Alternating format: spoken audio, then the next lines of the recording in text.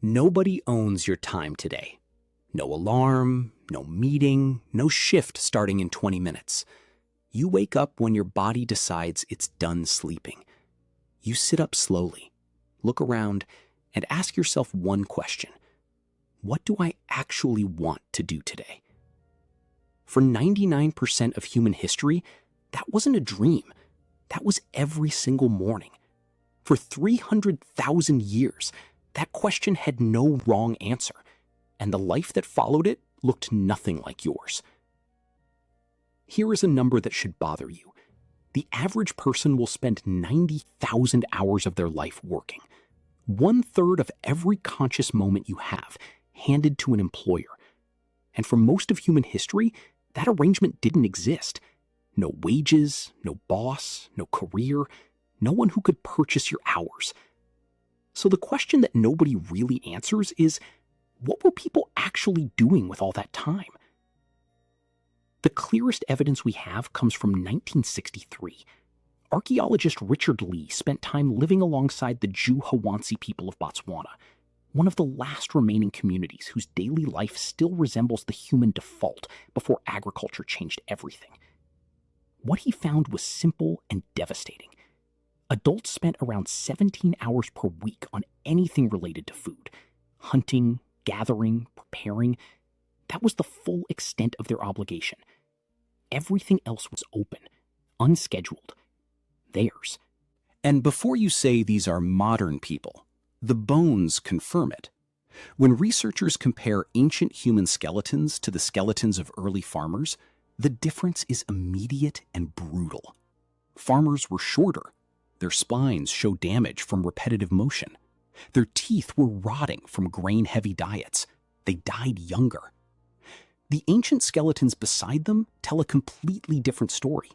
Taller, stronger, less joint damage, less wear. Not the bones of people in a desperate daily fight to survive. The bones of people who moved well and weren't being ground down by obligation. Then there is the evidence that stops researchers completely. Because if survival was a constant, exhausting struggle, none of what keeps turning up in the archaeological record should exist. In 1994, explorers pushed through a narrow passage in southern France and found a chamber untouched for 30,000 years. The walls of Chauvet Cave were covered in paintings, horses mid-stride, lions with weight and presence, rhinoceroses rendered with shadow and depth. Not scratches, not symbols. Composed, deliberate, breathtaking art. Someone carried fire deep underground and spent hours, possibly days, creating something beautiful that no one needed for survival. In South Africa, archaeologists found shell beads 100,000 years old, tiny holes drilled carefully through seashells. Jewelry. The nearest coastline was 20 kilometers away.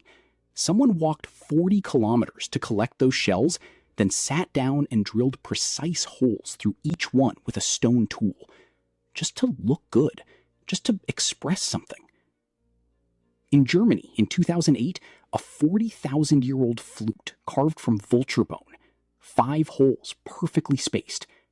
Whoever made that understood music, understood pitch, spent serious time on something that fed nobody and protected nobody, made purely for the experience of sound. This is what people did when survival was handled. They created, they decorated, they made things beautiful. They made things that had no practical purpose whatsoever except to be experienced. And they had enough time to do all of it.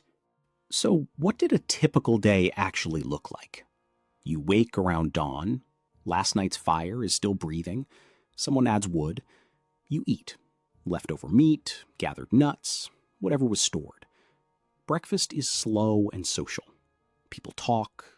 There is no urgency, because urgency requires a deadline, and there are none. Mid-morning, a small group might head out, but not every day.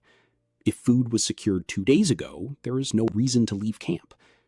You might spend the morning working on tools, sharpening something, weaving something, softening a hide. Not because someone told you to, because being skilled at things earned respect, because humans have always found quiet satisfaction in making something well. When hunting happened, it wasn't the explosive, desperate chase you see in films. Humans are persistence hunters. We don't run faster than other animals. We outlast them. We track at a steady pace for hours because we can sweat and regulate our temperature while moving. Most animals cannot. They overheat. We don't. So we follow until they collapse. 3 to 6 hours, including travel. Then the animal is brought back, shared, and everyone eats. And by early afternoon, the productive part of the day is finished. What happens next is what modern people find genuinely impossible to imagine. Time with no purpose attached to it. People rest. They sit in shade and talk. They play with children. They groom each other. They make small objects from shells and bone. They nap. Anthropologist James Woodburn documented that among the Juhawantsi, adults spend around 6 hours every day in pure social time. Not productive, not working toward anything, just present with other people, talking, laughing, being. One comment under a video about this stopped a lot of people. Someone wrote, 6 hours of social time per day? I am lucky to get less than that in a month. And they weren't being dramatic. Because here's what the evening looked like. In 2014, anthropologist Polly Wiesner recorded hundreds of hours of conversation from the Juhawantsi. During the day, the talk was practical. Where did you see tracks? Which plants are ready? Someone isn't sharing fairly. But at night, around the fire, 81% of conversations shifted entirely. Myths, stories of ancestors, jokes that made everyone fall sideways laughing, tales from far away. Wiesner argued that this is where human culture was born. Gods, spirits, the past and the future. The things you can only think about when your stomach is full and you are genuinely safe. And even sleep was different. Research confirms that before artificial light, humans slept in 2 separate phases. 4 hours, then a wakeful period of 1 to 2 hours in complete darkness, then 4 more hours. The middle hours were used for reflection, for quiet thinking, for existing without needing to do anything with the time. So here is what a full day actually looked like. 4 to 6 hours on food and tools, 6 hours with other people, 8 hours of sleep in 2 phases, and the rest? Sitting, watching, existing without needing to justify the time. Then 10,000 years ago, something shifted, and it never shifted back. Humans in the Fertile Crescent began planting seeds and keeping animals, and agriculture is a trap, a brilliant population-saving, irreversible trap. Once you start farming, you can feed more people. More people means more mouths. More mouths means more farming. Within a few generations, the population had grown past the point of return. There were too many people to go back to hunting and gathering. You were locked in permanently. And farming was brutal.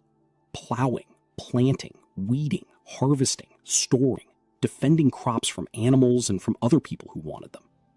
The skeletal evidence is not subtle. Early farmers worked harder, ate worse, and died younger than the people who came before them.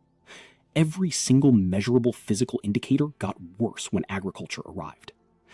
But the population kept growing, and larger populations needed specialists, toolmakers, potters, soldiers, administrators, and eventually the idea that your time could belong to someone else in exchange for resources.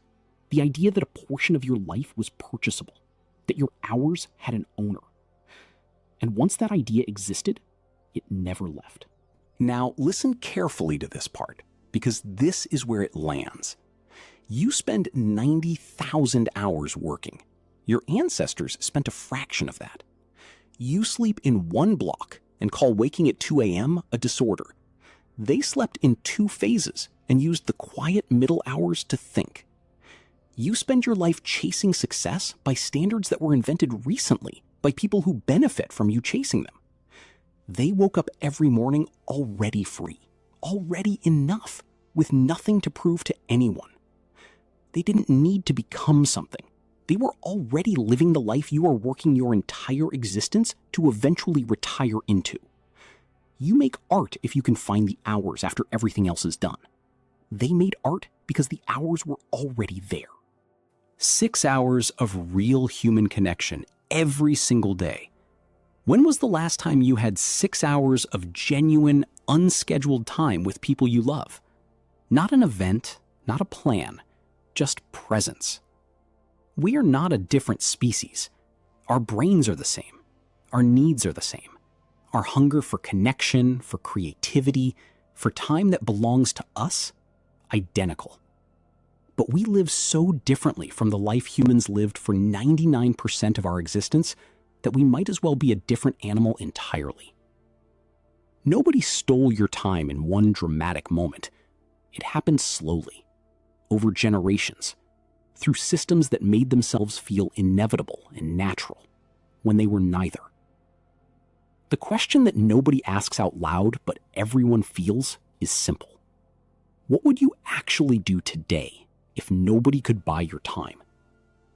Think about that answer carefully, because your ancestors knew it without hesitation, every single morning for 300,000 years.